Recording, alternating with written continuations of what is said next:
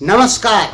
बातें करते हैं कि अजरबैजान और अर्मीनिया में जो जंग छिड़ी है उसमें नेपाल किसके साथ में है। देखिए दोस्तों, अब जो 21वीं शताब्दी है इसमें बड़े से बड़े देश और छोटे से छोटे देश सबका अलग अलग महत्व है। अब आप सोचेंगे कि नेपाल का क्या महत्व है। देखिए दोस्तों, नेपाल का भी अपनी जगह पे बहुत बड़ा महत्व है। नेपाल का चीन को घेरने में नेपाल का एक बहुत बड़ा महत्व है, यानी चीन को घेरने में अमेरिका को नेपाल की सख्त आवश्यकता है। तो कह सकते हैं कि आज की डेट पे 21वीं शताब्दी में छोटे से छोटे देश की मान्यता है, यानी छोटे से छोटे देशों की उपयोगिता बड़े देशों के लिए है। तो नेपाल को किसके साथ होना चाहिए। देखिए दोस्तों, ये बातें अभी नेपालियों को बिल्कुल पता नहीं है। उनको ये पता जरूर है कि अजरबैजान और अर्मीनिया में जंग छिड़ गई है, लेकिन नेपाल किसके साथ में है ये अभी खुद नेपालियों को ही पता नहीं है। आज की जो विश्व राजनीति है इसमें गुटनिरपेक्ष होना मतलब सबसे बड़ा नुकसान करना अपने देश के लिए। आज की वैश्विक राजनीति में यदि कोई देश गुटनिरपेक्ष है तो वो सबसे बड़ा बेवकूफ देश है। आपको पता होना चाहिए कि नेपाल पहले से ही गुटनिरपेक्ष देश रहा है। वो किसी भी गुट में शामिल नहीं हुआ, ना तो सोवियत संघ के और ना नाटो यानी अमेरिका के किसी भी गुट में नेपाल कभी भी शामिल नहीं हुआ, और न ही किसी भी गुट को अमेरिका ने समर्थन दिया। किसी भी बड़े गुट को, सोवियत संघ का हो चाहे अमेरिका का हो, नेपाल ने किसी भी गुट को समर्थन कभी नहीं दिया, यानी गुट निरपेक्ष बना हुआ रहा।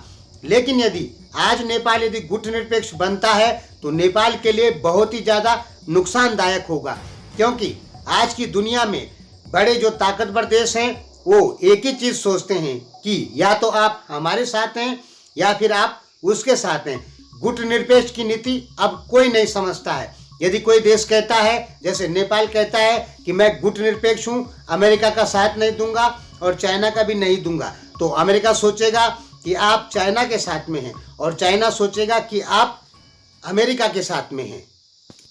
यानी गुट निरपेक्ष होना सबसे बड़ा बेवकूफ़ी का काम है किसी भी देश के लिए इस 21वीं शताब्दी में। तो अजरबैजान और अर्मीनिया के बीच में जो युद्ध छिड़ा है उसमें नेपाल किसके साथ में। दोस्तों, अजरबैजान और अर्मीनिया में बहुत ज़्यादा डेंजर वार छिड़ चुकी है और बताया जा रहा है कि 8000 से ज़्यादा आर्मी अब तक काल के ग्रास बन चुके हैं और 100 से ऊपर टैंक नष्ट हो चुके हैं, 50 से ऊपर ड्रोन मिसाइल डिफेंस सिस्टम आदि नष्ट हो चुके हैं। कितना नुकसान हुआ वो आपको नेट में मिल जाएगा, लेकिन ये बहुत बड़ी जंग छिड़ी हुई है। अब नेपाल इसमें किसके साथ में है ये आप समझिए। पहली बात, नेपाल की कुछ जनता गुट निरपेक्ष बनना चाहेगी, ठीक है, और कुछ जनता अजरबैजान का समर्थन करेगी। क्यों करेगी? अगर नेपाली जनता को ये पता लगेगा कि चीन अजरबैजान का समर्थन कर रहा है तो नेपाल की जनता भी अजरबैजान को समर्थन करेगी। ये लगभग 100% सच है। अब रही नेपाल सरकार यानी प्रधानमंत्री ओली की बात। देखिए, प्रधानमंत्री ओली को जब जब अपनी सीट बचानी होती है तब तब वो चीन का सहारा ले लेते हैं। अगर प्रधानमंत्री ओली की सीट के ऊपर किसी प्रकार की कोई दिक्कत ना आए तो प्रधानमंत्री ओली चीन का कहना कभी नहीं मानेंगे। ये बात आप समझ लेना और अपने दिमाग में रख लेना, अच्छी तरीके से घुसा लेना कि नेपाल के प्रधानमंत्री ओली चीन का साथ तभी देते हैं जब उनकी कुर्सी डगमगाती है। यदि वो अपनी कुर्सी पे मजबूत तौर पर रहें तो वो चीन का साथ कभी नहीं देंगे। हालांकि भारतीय मीडिया जरूर कहती है कि वो चीन का साथ देते हैं, लेकिन ऐसा बिल्कुल नहीं है। प्रधानमंत्री ओली जो हैं अपनी सीट बचाने के लिए चीन का साथ देते हैं। प्रधानमंत्री ओली ये अच्छे से जानते हैं कि हम यानी हमारा देश नेपाल चीन का प्रेशर नहीं झेल पाएगा। या तो नेपाल को अमेरिका, भारत, यूरोपियन यूनियन सबसे अपने संबंध खत्म करने होंगे, तब जाके चीन से संबंध बनाने होंगे। क्योंकि नेपाल का चीन से गहरा संबंध नेपाल के सभी संबंधों को, यानी भारत के साथ, यूरोपीय यूनियन के साथ, अमेरिका के साथ, सारे संबंध नेपाल के खत्म हो जाएंगे। कब खत्म होंगे? जब नेपाल चीन के गुट में शामिल होता है तो। और प्रधानमंत्री ओली कभी भी चीन का गुट ज्वाइन नहीं करना चाहते हैं। हाँ, भारतीय मीडिया को ऐसा लगता है कि प्रधानमंत्री ओली चीन के आदमी है, लेकिन मैं बार बार एक ही बात कहता हूं कि वो चीन के आदमी बिल्कुल नहीं है। केवल अपनी सीट बचाने के लिए वो चीन का सहारा लेते हैं, इससे ज्यादा कुछ नहीं। अभी आपने कुछ दिन पहले यूनाइटेड नेशन में देखा होगा कि उन्होंने पाकिस्तान की खूब क्लास ली और कहा कि हम आतंकवाद का समर्थन बिल्कुल नहीं करते हैं। यानी वो सीधा सा इशारा पाकिस्तान की तरफ था प्रधानमंत्री ओली का।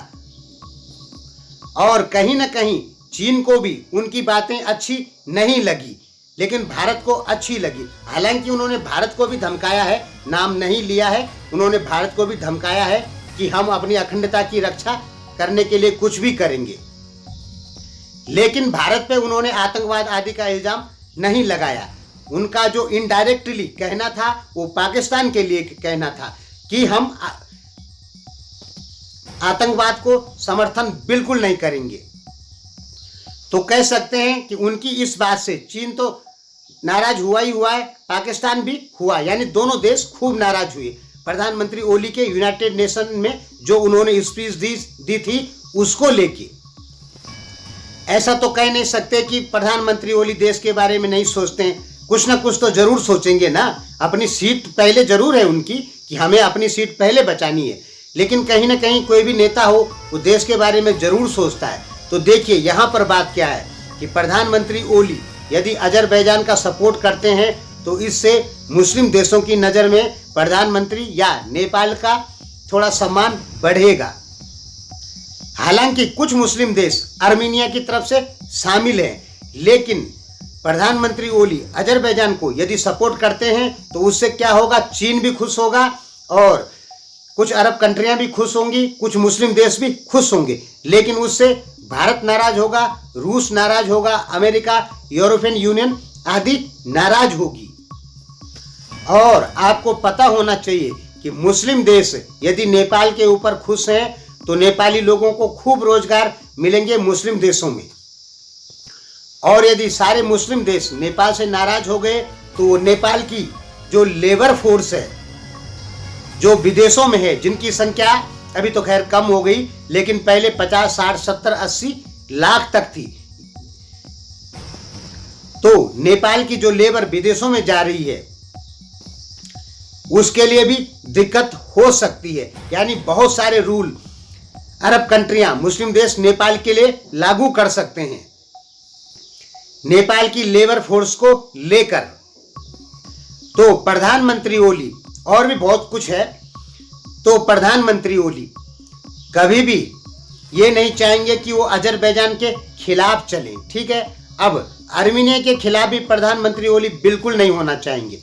अजरबैजान के खिलाफ जाते हैं तो चीन भी दुश्मन बनेगा और कुछ मुस्लिम देश भी दुश्मन बनेंगे। अब आर्मीनिया के खिलाफ जाते हैं तो रूस से भी मनमुटाव होगा, भारत से भी होगा, अमेरिका से होगा, यूरोपियन यूनियन से भी होगा। हालांकि अमेरिका इस वार में डायरेक्ट नहीं है, लेकिन अमेरिका कहीं ना कहीं आर्मीनिया के सपोर्ट में खड़ा है, रूस भी आर्मीनिया के सपोर्ट में खड़ा है, अजरबैजान के सपोर्ट में कुछ मुस्लिम देश और चाइना है। वो हमने आपको बताया था कि चाइना तुर्की को नए मुस्लिम वर्ल्ड का बड़ा नेता बनाना चाहता है, यानी जो सभी मुस्लिम देशों का मुखिया सऊदी अरब है उस पद को छीन के तुर्की को देना चाहता है। उससे क्या होगा, तुर्की यदि मुस्लिम वर्ल्ड का नेता बनता है तो बहुत सारे मुस्लिम देश चाइना के पक्ष में आ जाएंगे। सीधा सा कहें, अजरबैजान और आर्मीनिया के बीच जो वार हुई है उसमें चीन का बहुत बड़ा हाथ है, क्योंकि वो तुर्की को मुस्लिम वर्ल्ड का मुखिया बनाना चाहता है, इसलिए भी ये जंग हो रही है। तो नेपाल यदि आर्मीनिया के खिलाफ जाता है तो अमेरिका, यूरोप, भारत आदि नाराज होंगे, रूस भी नाराज होगा। और यदि अजरबैजान के खिलाफ जाता है तो चीन नाराज होगा, सऊदी अरब भी नाराज होगा। लेकिन सऊदी अरब का दूसरा फंडा है, वो हम अगली वीडियो में समझाएंगे। लेकिन बहुत सारे मुस्लिम देश नाराज हो जाएंगे नेपाल के ऊपर। अब नेपाल यदि गुटनिरपेक्ष रहता है तो भी दिक्कत है। गुटनिरपेक्ष आज की डेट पर गुटनिरपेक्ष का मतलब होता है जीरो, यानी कुछ नहीं। या तो आप हमारे साथ हैं और यदि आप हमारे साथ नहीं हैं तो आप हमारे दुश्मनों के साथ में हैं। यह है बड़ी ताकतों का सोचना। या तो आप हमारे गुट में शामिल हो जाओ, यदि आप हमारे गुट में शामिल नहीं होते हैं तो इसका मतलब है कि आप हमारे दुश्मन के गुट में शामिल है। और जब कोई भी देश गुट निरपेक्ष होता है तो उसे किसी भी गुट से मदद कभी नहीं मिलती है। भविष्य में हो सकता है कि नेपाल को भारत या चीन से खतरा हो और नेपाल ने यदि कोई भी गुट ज्वाइन नहीं किया है तो नेपाल की मदद के लिए कोई भी आगे नहीं आएगा। और यदि नेपाल ने किसी गुट को ज्वाइन कर लिया है तो निश्चित है कि वो गुट नेपाल की रक्षा के लिए जरूर आगे आएगा। मैं ऐसा इसलिए कह रहा हूं कि भविष्य में चीन या भारत से नेपाल को खतरे निश्चित हैं। लगभग भारत और चीन अच्छे से समझते हैं कि साउथ एशिया में यदि चीन और भारत टकराते हैं तो परिणाम जो होंगे वो बहुत ही ज़्यादा घातक होंगे।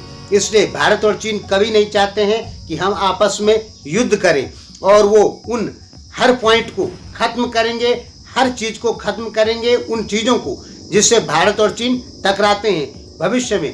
तो नेपाल की वजह से भी भारत और चीन में कहीं ना कहीं द्वंद्व आपस में होता है। तो हो सकता है यदि अमेरिका की एक नंबर की कुर्सी चली गई तो ये भी निश्चित है भविष्य में कि भारत और चीन नेपाल को बांट दें, यानी कुछ हिस्सा भारत ले ले और कुछ चाइना ले ले। ऐसा होना संभव है, ऐसा हो सकता है। आपको बुरा जरूर लग रहा होगा लेकिन ये सच है।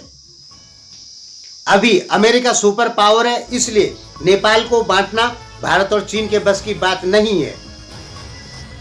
लेकिन भविष्य में यदि अमेरिका की एक नंबर की कुर्सी गई तो समझ लीजिए आप नेपाल के लिए नुकसान होगा, क्योंकि पूरे नेपाल को चाइना खा जाए ऐसा भारत कभी होने नहीं देगा और पूरे नेपाल को भारत खा जाए ऐसा चाइना होने नहीं देगा। और चीन और भारत इतनी आसानी से आपस में लड़ेंगे नहीं, क्योंकि ये दोनों देश लड़ते हैं यदि आपस में तो करोड़ों जनता मारी जाएगी। यानी भारत चीन का युद्ध सीमा संघर्ष तो हो सकता है हल्का सा सीमा पे, लेकिन पूरी लड़ाई कभी नहीं हो सकती है। इसलिए भारत और चीन हर उस बिंदु को समाप्त करने की कोशिश करेंगे जो बिंदु भारत और चीन में टकराव